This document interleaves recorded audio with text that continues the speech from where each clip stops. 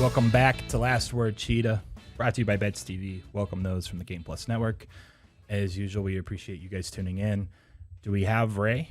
You getting ready to plug him in? Ray's been on a few different times to rap about college football with me. Last week you were sick, man. Are you feeling better? No one knows anything but that you were a little bit sick. You can just get into it if you want or not. But I think as of Wednesday, you've started feeling quite a bit better. At least that's what Quan relayed to me. Yeah, man, the COVID got me. So I had to take a couple of days off, completely just wiped through the whole household, man. Family, wife, we all got it. But we're feeling better now. We're feeling good. So excited to be here to talk a little Pac-12 with you and Quan.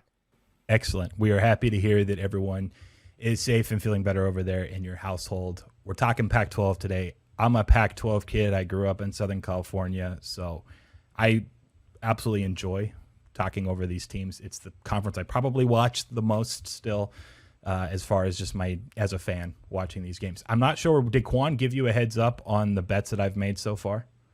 I saw a couple of those bets, Preston. Yes, I did see those, and like you, I am a Pac-12 nut myself. I stay up for Pac-12 after dark, even though it's a 2-hour time zone difference. But it's the conference outside of the SEC, which is shoved down our throats every single Saturday. The Pac-12 is what I watch more than anything else.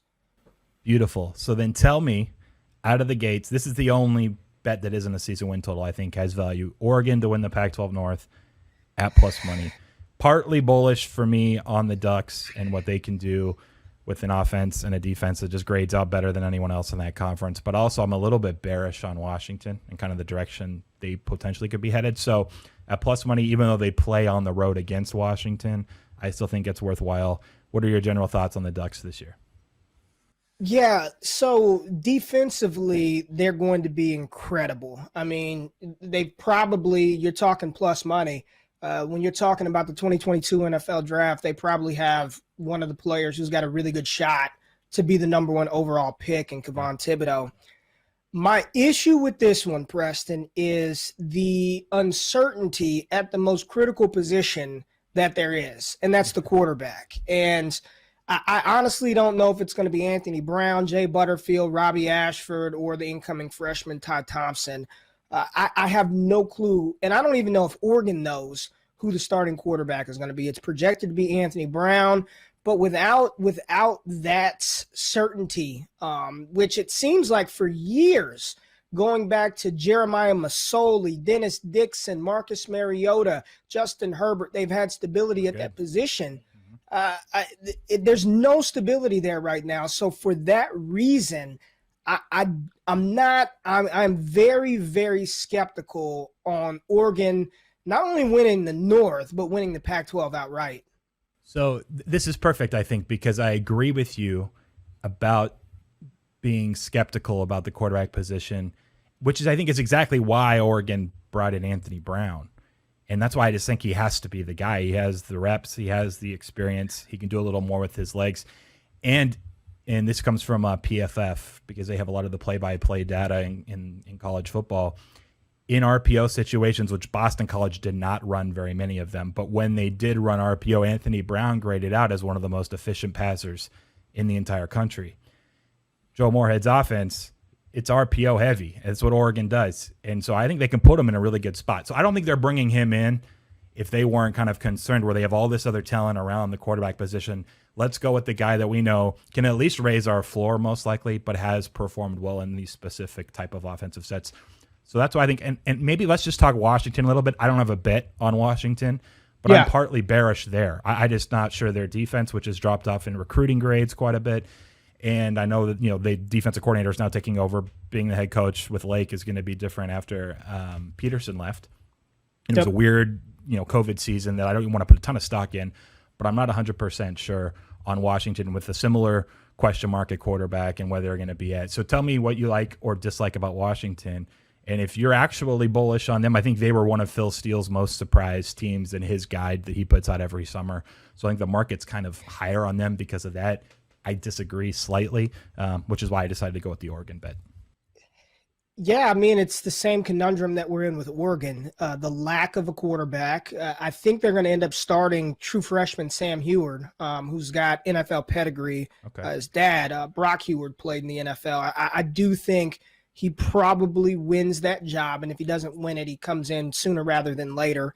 But they lost a lot defensively. There is uncertainty around the backfield. I think it's the same boat with Washington. I really do. I have no data to back this up, but having the defensive coordinator take over as head coach, I just feel like somehow, some way, they're going to do enough to slow down some of the offenses.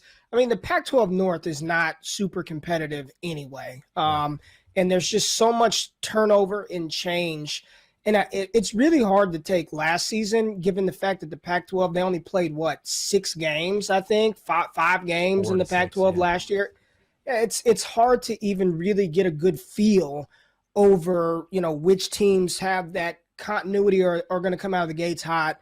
And that's why I'm a little more bullish on some of the teams in the Pac-12 South, because they have the established passer. And that's – you're going to hear me talk about that a lot, but in college, man, you have to have a quarterback in order to win. 9 times out of 10, the teams that win, and I'm not talking all pro NFL Patrick Mahomes level guys, but you've got to have some kind of consistency and stability at the quarterback position, because nobody plays defense. So let's not put a heavy emphasis on that. Like, it's college football. Nobody plays defense. We're not going to get the 9-6 national championship game that we got out of LSU, Alabama about 10 years ago. So I'm looking at the quarterback position, and right now, both of those teams just have, for me, just so much uncertainty around that. It's hard to be bullish on either of those squads. So I could be wrong about this. When we had dinner when I was visiting in Dallas a little over a month ago, whenever it was, did you mention, so you used to play defensive back? Am I making that up, or is that right? I did, yes. Okay. Yes. So you're not making that up, unfortunately. Yeah, I was going to say, does it pain you to see the direction defense is kind of gone, just in general, in the state of football as a whole? I think that's why I love watching the SEC, and I appreciate the dominance of an Alabama and an LSU when they have those strong defensive teams. I mean, some of my favorite players of all time are defensive guys. Tyrann Mathieu, Deion Sanders, they're defensive guys, Eric Berry. But honestly, I gave up a ton of passing yards and was getting burned deep, so I didn't play much defense even when I was playing defense, so it doesn't matter. Fair enough. You mentioned you are more bullish on teams in the South. So for people that were tuning in earlier this week, my numbers like USC over the 8.5 wins. I think Slovis, if they can get to where they were 2 years ago with an offense as far as efficiency is concerned, with an air raid style, which last year just completely underachieved. They were extremely poor and graded poor in the red zone. They weren't converting drives into touchdowns, kicked a lot of field goals. Their defense, though, was it Todd Orlando that went over there last year, I believe. Prior to that, He didn't look great with Tom Herman in Texas, but prior to that, great at Houston, great at Utah State. I think if USC actually has a top 25 level defense, this offense should be better. I like them, and it's weird if kind of not correlated, but my numbers also like Utah over the 8 wins. 2 teams in the same division, but I think if they get Charlie Brewer, the transfer from Baylor, probably their best quarterback, or at least their best arm they've had in years, and they're just always so solid on the fronts, offensive and defensive line, and just defense as a whole. I like both of those teams. So were those the same teams that you like out of the South, or do you disagree with either of those? Okay, I like Utah, and they did have, for college football, a really good defense. I think they were a top 20 defense in FBS last year in third down, which is important. You got to get off the field on third down. I know they have a strong defense. They've got Charlie Brewer, and they also have another transfer, young kid from Texas, Jaquadian Jackson. He's a dual threat, big physical kid, highly rated kid, tore his ACL out of high school. Neither here nor there. I like Utah a lot. I'm going to be honest with you. I am a USC Trojans fanatic. I grew up loving the Trojans, so I'm 10 times more critical of that team than anybody else. And Clay Helton is terrible, not a good head coach. I don't know why he's still there. But offensively, Keaton Slovis is probably the best, if not the second best quarterback in that conference, and probably one of the top quarterbacks in the country. They have an explosive offense with Drake London, who should be a high NFL draft pick, as well as incoming transfer running back Keontae Ingram. I think they're going to be outstanding on the offensive side of the ball another year in this Graham Harrell offense. They should eclipse 8.5 wins. I like it. Nice. But a team you don't have on here, Preston, I think they're the dark horse to win the South, man. And if you're talking dark horse to win the entire Pac-12, I don't know why Arizona State's not on this list. They bring back Jaden Daniels. They've got a top running back. They had a good defense, good enough, last season with Herm Edwards. I think Arizona State's going to shock some folks this year. So they're under investigation, and I'm not even sure of the details. We don't need to get into them, but I am hesitant in a year that's already going to be kind of weird with how many players are vaccinated on each team. There could be games canceled or teams forfeiting games. I didn't know if ASU was going to have part of their coaching staff kicked out right before the season starts, if there's going to be players that aren't playing. So that's my reluctancy to look at ASU, but they do grade out as one of the best 4 teams, I think, in the conference. So, I mean, they're right there, I think, with Utah. They're like 4th and 5th right there. So I'm not disagreeing. Go ahead. When that story broke, I just figured if something were going to happen, would have already happened. It would have happened. That story broke a couple of months ago, and I was fully expecting, just like you, I was like, oh gosh, that's it for Herm Edwards. They're bringing in all these transfers. They've got all these NFL coaches on staff, but we've heard nothing. It's been 0 dark 30 from that camp and what's going on. So I'm assuming they're operating as they're going to play. They are. I think so, I think the South is the winner of the Pac-12, I believe, will end up coming out of the South. I just have a little more confidence in either whatever the defense of Utah, and they've got a talented quarterback, or the offensive teams in USC, who does have a strong defense, if that defense does what they should do, as well as Arizona State, who has talent across the board on that offense. I do believe the winner of the Pac-12 is going to come out of the South this year.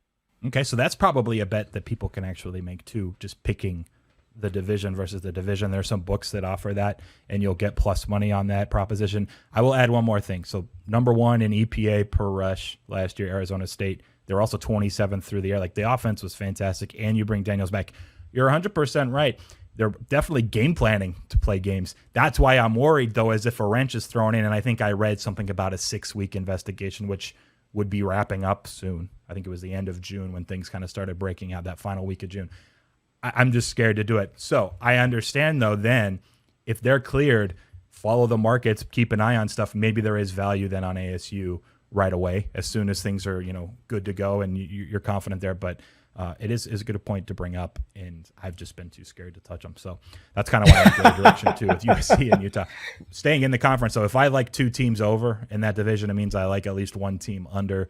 That one's Colorado under 4.5. Give me your thoughts, just kind of. It can be macro. You don't have to go into details with Colorado, but they were a team I believe started 4-0 last year.